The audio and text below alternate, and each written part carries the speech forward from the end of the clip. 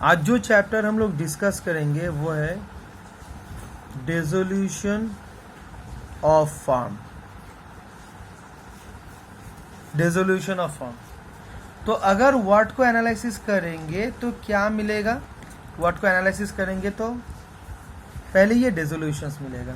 तो डिसोल्यूशंस वर्ड आया कहां से? डिसॉल्व से। अब ये डिसॉल्व मतलब वाइंड अप, बंद हो जाना, ठीक है। तो डिसॉल्व मतलब बंद हो जाना, या तो फिर तुम लोग फिजिक्स में पढ़े हो डिसॉल्व हो जाता है, जो सॉल्ट पानी में जब देते हो डिसॉल्व हो जाता है, मगर मतलब कि उसका जो एग्जिस्टेंस है वो पूरा पूरी खत्म हो जाता है, ठीक है। तो डिसोल्यूशन ऑफ फॉर्म का मतलब तब क्या बनता है? जो फॉर्म का एग्जिस्टेंस था वो एग्जिस्टेंस खत्म हो रहा है, ठीक है। तो उसी सिचुएशंस को हम बोलेंगे डिसोल्यूशन ऑफ फॉर्म, ठीक है। अच्छा, तो फॉर्म बंद होना है। अब फॉर्म बंद कैसे होता है पहले वो तो जानना होगा। एक कारण तो हो सकता है कि फॉर्म का जो भी एसेट है वो सफिशिएंट नहीं है लायबिलिटी को मीट आउट करने के लिए, इसलिए बैंकक्रप्ट हो सकता है, इंसॉल्वेंट हो सकता है। तो मान लो एक ऐसा सिचुएशन है जिस सिचुएशंस में बैंक का जितना भी एसेट है वो सफिशिएंट नहीं है, जितना भी लायबिलिटी वो पे ऑफ करने के लिए। तो जितना भी बिल्स पेबल, जिस बिल्स पेबल दैट इज उल्टा तरफ से अगर देखोगे तो बिल्स रिसीवेबल जो होल्ड करके रखा है, जो सन्नी क्रेडिटर्स हैं, ये लोग कहाँ पे जाएगा? या तो फिर जो डिबेंचर्स होल्डर्स है कोड जाएगा, ये लोग कि हम लोगों का पैसा इस कंपनी को देना चाहिए था, ये फॉर्म को देना चाहिए था, इस टाइम पे ये फॉर्म दे नहीं रहा है, तो इसके अगेंस्ट में हम लोग केस कर रहे हैं यही अमाउंट को रिकवरी करने के लिए। अब कोर्ट क्या करेगा? कोर्ट अभी ये वेरीफाई करेगा कि बिजनेस का जो अभी कंडीशंस है ये क्या इंटेंशनली दे नहीं रहा है, या तो फिर कुछ ऐसा सिचुएशंस आ चुका है जिसके कारण से वो दे नहीं पा रहा है।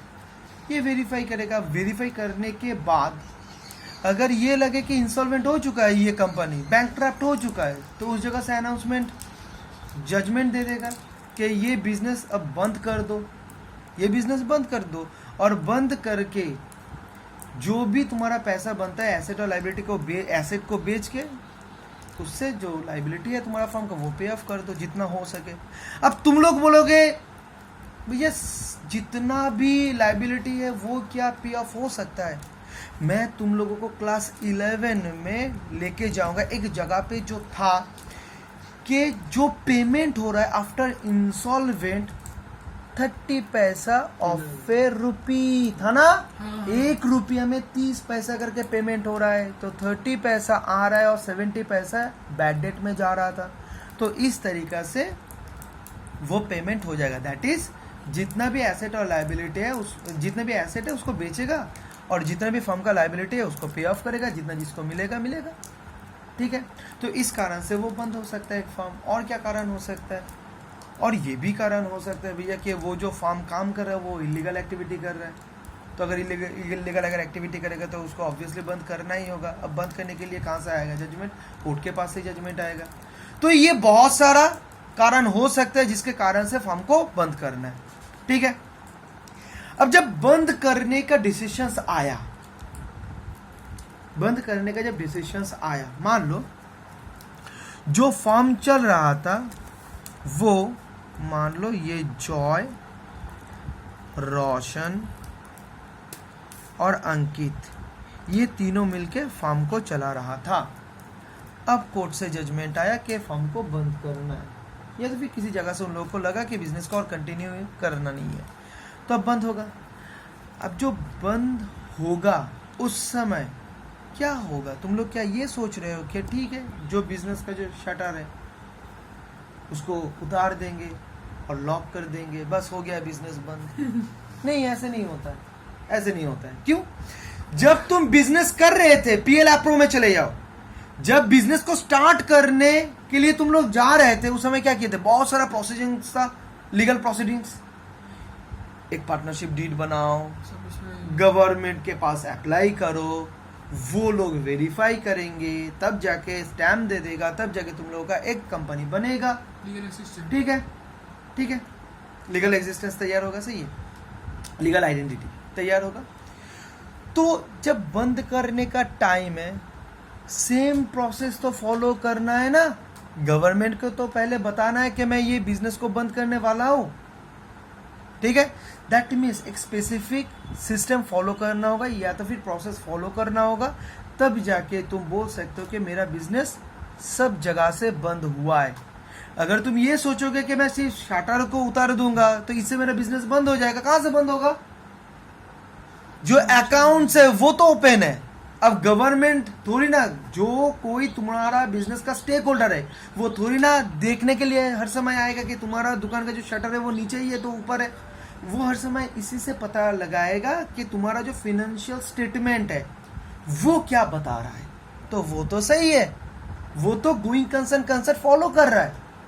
तो इसका मतलब क्या है? तुम्हारा बिजनेस चल रहा है, क्योंकि प्रीपेड एक्सपेंस, आउटस्टैंडिंग सैलरी, ये तो सब है, ठीक है। तो इस जगह से हम लोगों को ये मालूम चला कि जब बिजनेस या तो फिर फार्म को बंद करने से, शटर उतारने से कुछ नहीं होगा। एक स्पेसिफिक सिस्टम है, जिस सिस्टम्स को फॉलो करके ये बिजनेस या तो फिर फार्म को पूरी डिसॉल्व या तो फिर बंद करना है, ठीक है। वो सिस्टम क्या है? वो सिस्टम क्या है? अच्छा, वही सिस्टम हम लोग आज डिस्कशंस के थ्रू पूरा सीखेंगे, ठीक है। तो देखो भैया, ये जो फर्म का एग्जिस्टेंस है, फर्म का एग्जिस्टेंस सुनना बहुत अच्छी तरीके से, ये जो फर्म का एग्जिस्टेंस है ये तुम लोग कैसे प्रूफ करोगे? जॉय बताएगा भैया बहुत इजी है, फिनेंशियल स्टेटमेंट। जो फिनेंशियल स्टेटमेंट है ना भैया, उससे प्रूफ हो जाएगा कि बिजनेस चल रहा है। मैं चार्ज किया जॉय को, देखो जॉय, ये जो फिनेंशियल स्टेटमेंट है भैया, ये इस जगह पे दो चीज रहता है, एक है इनकम स्टेटमेंट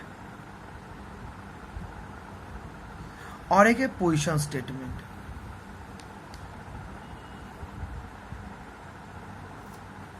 और इनकम स्टेटमेंट का और एक भी नाम है, वो पीएल भी हो सकता है, ट्रेडिंग भी हो सकता है, इनकम एक्सपेंडिचर अकाउंट भी हो सकता है, और जो पोजीशन स्टेटमेंट है वो है बैलेंस शीट। अब मैं पूछ रहा हूं जॉय से कि जॉय, तुम जो बोल रहे हो कि फिनेंशियल स्टेटमेंट तो अभी भी भैया ओपन है, तो इसके ऊपर बेस करके हम लोग बोल सकते हैं कि बिजनेस चल रहा है। मैंने उससे पूछा, तुम जो बोल रहे हो वो और भी थोड़ा क्लैरिटी के साथ और भी स्पेसिफिक वे में बताओ। जॉय मुझे बोला भैया आपका क्वेश्चन समझ में नहीं आया। तब मैं बोल रहा हूं कि जॉय तुम तो बोल रहे हो फिनेंशियल स्टेटमेंट ओपन है, तो फिनेंशियल स्टेटमेंट में तो इनकम स्टेटमेंट और पोजीशन स्टेटमेंट दोनों ही इंक्लूड होता है। और हम लोग तो ये जानते हैं कि जब एक साल खत्म हो जाता है तब ये जो इनकम स्टेटमेंट है ये तो क्लोज हो ही जाता है, काम तो खत्म, ये तो ऐसे ही क्लोज हो जाता है। तो इसको क्या बंद करोगे? ये कहां पे एग्जिस्ट कर रहा है? तब जाके जॉय बोला हाँ भैया आपने सही बोला, इनकम स्टेटमेंट तो ऐसे ही क्लोज हो जाता है हर एक साल के बाद एंड में जाके, मगर जो भैया बैलेंस शीट है वो ओपन रहता है। तो इसको भैया क्लोज करना है, इसको क्या करना है? इसको क्लोज करना है, तब जाके बिजनेस को अल्टीमेटली हम लोग बोल पाएंगे कि बुक्स ऑफ अकाउंट्स के पॉइंट ऑफ व्यू से भी ये बिजनेस बंद हो चुका है, ठीक है। अब ये बैलेंस शीट अंकित पूछ रहा है भैया थोड़ा बताएंगे, ये बैलेंस शीट ओपन है मतलब कुछ समझ में नहीं आ रहा है। मैं तब उस समय उसको बोलूंगा कि देखो ये बैलेंस शीट रैक है, रैक होता है ना घर में अलमारी के अंदर में, कि जो चीज हम लोग यूज किए उसको क्या करूंगा, फिर से कल यूज करना है तो हम लोग रैक में रख देंगे, फिर से कल जाके रैक से निकाल के फिर से उसको यूज करूंगा, यूज हो गया, फिर से नेक्स्ट वाला दिन को यूज करना है तो क्या करेंगे, आज घर में आने के बाद फिर से उसको उसी रैक में रख देंगे, जैसे बुक का शेल्फ होता है, बुक शेल्फ। तो ये जो बैलेंस शीट है बुक शेल्फ से है, आज पढ़ाई हुआ कल भी उसको लगेगा तो बुक शेल्फ में हम उसको रख देंगे, कल पढ़ाई होगा फिर से बुक शेल्फ में रख देंगे यूज करने के बाद। ये जो बैलेंस शीट है ये तो बुक शेल्फ भी है, जहां पे एक बिजनेस का जो भी लायबिलिटी और एसेट्स है वो ताक करके हम लोग रख देते हैं, ठीक है। और नेक्स्ट ईयर इसको ही हम ओपनिंग जर्नल करके बाहर से निकाल के ले आते हैं और यूज करते हैं, फिर से हम लोग क्लोजिंग जर्नल देके इसको इस जगह पे भेज देते हैं। अब तुम बोलोगे, रोशन पूछ रहा है भैया ये ओपनिंग जर्नल कुछ सुनाई दे रहा है, क्यों? जर्नल प्रॉपर क्लास 11 में नॉर्मल जो जर्नल ट्रांजैक्शंस को रिकॉर्ड करने के लिए जो जर्नल होता है उसको छोड़ के और भी बहुत कुछ करना पड़ता है। जर्नल पास करने के लिए बहुत कुछ काम करना है, तो उसको क्या करते हैं, जर्नल पास करते, वो सब काम करने के लिए वही चैप्टर था जर्नल प्रॉपर। तो ये जो बैलेंस शीट है ये है क्या? रैक है, जहां पे जितना बिजनेस का एसेट और लायबिलिटी ईयर एंड के बाद हम लोग ताक करके रख देते हैं। जब नेक्स्ट साल फिर से लगेगा इस जगह से उठा के ले जाते हैं। अब कैसे उठाते हैं? ओपनिंग जर्नल देने के बाद, ठीक है। तो इस जगह से जॉय बोला भैया एक बात बोलूं, बोलो क्या? मुझे जो लग रहा है ये जो डिसोल्यूशन ऑफ फर्म है इसमें ये जो बैलेंस शीट है सिर्फ इसको ही क्लोज करना है, और क्लोज करने के लिए जो जो कुछ करना होगा वही डिसोल्यूशन ऑफ फर्म का एक स्पेसिफिक सिस्टम है। यही क्या है भैया? उस समय मैं यही बोलूंगा हाँ यही तो है, ठीक है। क्योंकि ये जो इनकम स्टेटमेंट है ये तो ऐसे ही बंद हो जाता है ईयर एंड के बाद। तो जो एग्जिस्ट करता है वो कौन सा? बैलेंस शीट एग्जिस्ट करता है, तो इसको ही क्लोज करना है। अगर इसको क्लोज कर दोगे तो बचेगा क्या बिजनेस का? क्या लायबिलिटी बचेगा और क्या एसेट बचेगा? कुछ नहीं बचेगा। दैट मीन्स अगर कोई बिजनेस का एसेट नहीं हुआ, अगर कोई बिजनेस का लायबिलिटी नहीं रहा, तो बिजनेस कहां का? ठीक ना? पोजीशंस तो रहना होगा कि मैं एग्जिस्ट कर रहा हूं, तो मेरा पोजीशंस है दुनिया में, तो वही तो है पोजीशन स्टेटमेंट। अगर पोजीशन स्टेटमेंट ही नहीं रहा, दैट इज बैलेंस शीट ही नहीं रहा, दैट इज अगर बिजनेस का लायबिलिटी एसेट ही नहीं रहा, तो कैसा फर्म है ये? कैसा कंपनी है ये? तो फर्म भी नहीं रहेगा। तो इसको हटाओ, इसको क्लोज करना है, लायबिलिटी को भी क्लोज करना है, एसेट को भी क्लोज करना है। क्लोज कर दोगे तो पूरा रेजोल्यूशन खत्म, प्रोसेस। कोई प्रॉब्लम है? अच्छा, तो ये डिस्कशन से ये बहुत ही अच्छी तरीके से समझ में आ चुका है कि जो डिसोल्यूशन ऑफ फर्म है उसका मतलब ये होता है फर्म का जो पोजीशन स्टेटमेंट है दैट इज बैलेंस शीट है उसको क्लोज करना है, ठीक है। दैट इज लायबिलिटी का जो भी बैलेंस है उसको क्लोज करना है और एसेट का जो भी बैलेंस है उसको क्लोज करना है। अब क्लोज हम लोग करेंगे कैसे? उससे पहले एक चीज को एक बार बोल लेते हैं। लायबिलिटी का जो बैलेंस होता है वो कौन सा बैलेंस होता है? क्रेडिट बैलेंस होता है। और एसेट का जो भी बैलेंस होगा वो कौन सा बैलेंस होगा? डेबिट बैलेंस होगा, ठीक है। तो एक काम तो कर सकते हैं ना, जितना भी एसेट है उसको क्रेडिट कर देते हैं, तो ऑटोमेटिकली जो भी एसेट है, जैसे मान लो इस जगह पे प्लांट एंड मशीनरी 1 लाख, ठीक है। तो ये प्लांट एंड मशीनरी 1 लाख मतलब डेबिट बैलेंस। भैया जब इसको तुम क्रेडिट कर दोगे तब ये जो प्लांट एंड मशीनरी का कटोरी है जिसके अंदर में 1 लाख बैलेंस है, क्रेडिट बैलेंस डेबिट बैलेंस, जब इसको तुम ऊपर की तरफ लेके जाओगे, दैट इज इसको ये कर रहे हो, तो ऑटोमेटिकली जो भी फंड है वो निकल के आ जाएगा बाहर। तो इसको क्या करना है? तब प्लांट एंड मशीनरी जो अकाउंट है इसको क्या करना होगा? क्रेडिट करना होगा। प्लांट एंड मशीनरी 1 लाख बोल के डेबिट था, अब इसको अगर फाका करना है, खाली करना है, तो क्या करोगे? इसको उल्टा दोगे, तो ऑटोमेटिकली प्लांट एंड मशीनरी का जो भी बैलेंस है 1 लाख ये निकल के बाहर की तरफ आ जाएगा। तो अगर ये वाला करोगे, प्लांट एंड मशीनरी को क्रेडिट करोगे, उसके बाद अगर कोई तुम्हें पूछे कि प्लांट एंड मशीनरी अकाउंट में कुछ है, तुम क्या बोलोगे? कुछ नहीं है, खाली हो गया। तो जितना भी एसेट है उसको क्या करना है? डेबिट बैलेंस है उसको क्रेडिट कर देना है, जितना भी लायबिलिटी वो क्रेडिट है उसको क्या करना है? डेबिट कर देना है। अरे ये तो अब हम लोग ट्रांसफर कर देंगे, ठीक है। इस जगह से हम लोग इसको उल्टा रहे तो ये वाला फंड निकल के बाहर चला आएगा, ये 1 लाख, ठीक है। ये एक नॉर्मल सा प्रोसेस है। अब एक क्वेश्चन आएगा, मैं इसको लिंक करके अब उसको डिस्कस करता हूं, इसको लिंक करके, ठीक है। तो जो लास्ट डिस्कशन हुआ था वो यही हुआ था कि कटोरी को खाली करना है, इसलिए इसको रिवर्स कर दो, that is plant and machinery को क्रेडिट कर दो, ठीक है। अब जो क्वेश्चन आ रहा है, अरे खाली जब उल्टा तुम करोगे तो 1 लाख का जो फंड है वो तो निकल के बाहर आएगा। अब बाहर आके वो जाएगा कहां पे? खाल पे चला जाएगा, तो जाएगा कहां पे? नीचे और एक तो कटोरा रखना होगा। वो कटोरा का नाम क्या होगा? उस कटोरा का नाम है रियलाइजेशन, रियलाइजेशन अकाउंट। अब ये जो रियलाइजेशन अकाउंट है, अब क्या करना है, इसका नेचर पहले जानना है, ये कैसे वर्क करता है। ये जो रियलाइजेशन अकाउंट है ये नॉमिनल नेचर का है, ठीक है, नॉमिनल नेचर का है।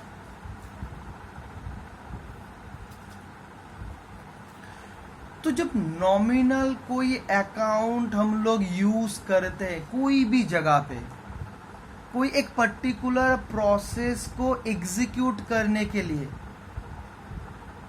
तो उस अकाउंट से क्या डिटरमाइंड होता है? प्रॉफिट या तो फिर लॉस, यही डिटरमाइंड होता है। जब एक नॉमिनल अकाउंट को हम यूज करते हैं कोई भी एक प्रोसेस को एग्जीक्यूट करने के लिए, तो उस अकाउंट से हम लोगों को लास्ट में जाके क्या मिलता है? प्रॉफिट या तो फिर लॉस, यही तो मिलता है हम लोगों को।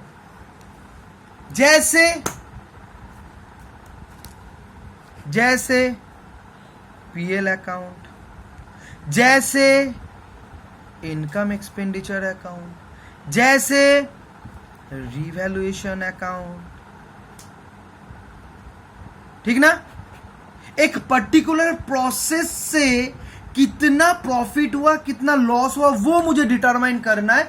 तो डिटरमाइन करने के लिए जो भी अकाउंट हम लोग यूज करते हैं वो अगर नॉमिनल अकाउंट हुआ तो ऑब्वियसली उस अकाउंट से हम लोग को क्या मिलता है? वो प्रोसेस खत्म होने के बाद हम लोग का बिजनेस में प्रॉफिट हुआ या तो फिर लॉस हुआ है वो डिटरमाइन होता है, ठीक है।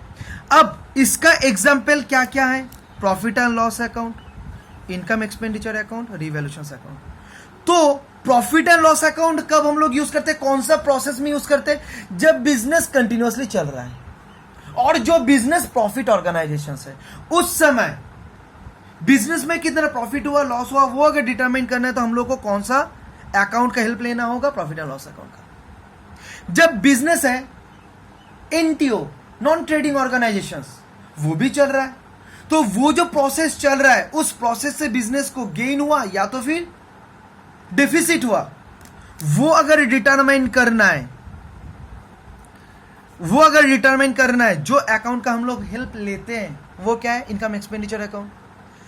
और जब बिजनेस का रिकंस्ट्रक्शन होता है, जब बिजनेस का रिकंस्ट्रक्शन होता है और रिकंस्ट्रक्शन के समय जितना भी फर्म का एसेट और लायबिलिटी है उसका रिवैल्यूएशन होता है, उस समय उस रिवैल्यूएशन से इन नेट में कितना गेन हुआ या तो फिर लॉस हुआ वो डिटरमाइन करने के लिए जो अकाउंट का हेल्प हम लोग लेते हैं वही अकाउंट का नाम है रिवैल्यूएशन अकाउंट, ठीक है। तो इस जगह पर भी हम लोग एक अकाउंट का हेल्प ले रहे हैं जिसका नाम है रियलाइजेशन अकाउंट। क्यों हेल्प ले रहे हैं? अब थोड़ा इसके ऊपर डिस्कस कर ले। क्योंकि बिजनेस, मान लो थोड़ा एक एग्जांपल के थ्रू इसको समझाता हूं। मान लो ये तुम लोगों का फॉर्म, ठीक है, ये फॉर्म है। अब इस जगह पे मान लो एक जगह है और इस जगह पे बहुत जन है। अब ये क्या है? देखो, फर्म का जो बैलेंस शीट है बैलेंस शीट में जो एसेट है उसको क्या करना होगा, बेचना होगा, बेचना होगा। तो भैया बेचने के लिए तुम थोड़ी ना सबको बोलोगे आओ फार्म के अंदर घुसो, घुस के देखो क्या क्या चीज है, थोड़ी ना ये करोगे। तुम क्या करोगे, ये जो टेबल है, बाहर में जो टेबल है, सब टेबल में एक एक करके एसेट को रख दोगे। क्यों? सेल करने के लिए। कौन खरीदेगा ये सब? ऑक्शंस में तो यही होता है, ठीक है। और ये सेल करके जो भी तुम्हें सेल्स कंसीडरेशंस मिलेगा उससे क्या करोगे, पे ऑफ करोगे। किसका?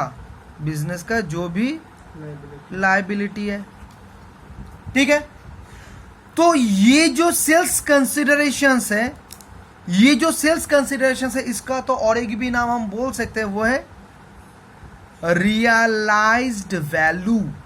मतलब जो पैसा तुम रियलाइज कर रहे हो यही सब एसेट को बेच के, ठीक ना। तो तुम क्या कर रहे हो, एसेट को बेचोगे, बेच के जो पैसा आएगा उस पैसा से बिजनेस का जितना भी लायबिलिटी होगा उसको पे ऑफ करोगे। तो यही तो तुम्हारा टारगेट है कि बैलेंस शीट को ऑफ करना है, बंद करना है पूरा पूरी। तो इस जगह पे देखो एक वर्ड आ रहा है, वो है realised value, that is realise करना। अब रियलाइज करना मतलब रिकवरी करना। इसको मैं बेच रहा हूं, उसके बदले में पैसा को रिकवरी कर रहा हूं। तो इसी कारण के लिए ये जो प्रोसेस चलेगा, ये रियलाइज वाला प्रोसेस चलेगा, रियलाइज वाला प्रोसेस चलेगा। इस जगह पे सेल, इस जगह से निकाल के इस जगह पे रखोगे, जो आएगा बार्गेनिंग करके उसको बेच दोगे, ठीक है। तो इस जगह पे जो भी काम चलेगा वो रियलाइज वाला काम चलेगा। तो इस जगह पे जो भी काम होगा उसके लिए ही हम लोग एक अकाउंट को मेंटेन करेंगे जिसका नाम है रियलाइजेशन अकाउंट। तो यही तो हम लोग कर रहे हैं, एसेट को पहले टेबल में रख रहे हैं। तो वही तो मैंने किया, प्लांट एंड मशीनरी को रियलाइजेशंस में, क्योंकि ये जो टेबल है ना, ये टेबल का नाम ही रियलाइजेशंस है। तो यही तो मैंने किया कि प्लांट एंड मशीनरी का जो वैल्यू था उसको पहले मैंने कहां पे लेके चला गया, रियलाइजेशंस अकाउंट में। तो यही जो इस जगह पे हो रहा था वही तो इस जगह पे हो रहा है।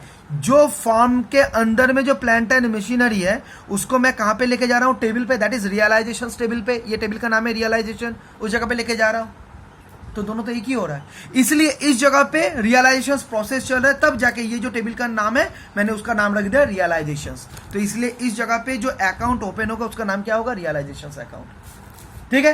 तो ये जब रियलाइजेशंस अकाउंट इस जगह पे ऐड हो जाएगा, इस जगह पे जब रियलाइजेशंस ऐड हो जाएगा, तब इसको देख के तुम लोग के मन में ये आ जाना चाहिए कि ये जो अकाउंट है ये हम लोग तभी ओपन करेंगे जब बिजनेस का एसेट को बेच के लायबिलिटी को पे ऑफ करना है, that is in the situations of dissolution. क्योंकि हर एक चीज का, हर एक अकाउंट का अलग अलग जगह पे काम रहता है, ठीक है। कोई प्रॉब्लम है? अब हम लोग थोड़ा जर्नल देखेंगे। क्या जर्नल? फर्म के अंदर में जो भी कुछ है, एसेट लायबिलिटी जो भी कुछ है, इसको इस टेबल में रखना है, दैट इज रियलाइजेशन अकाउंट में ट्रांसफर करना है।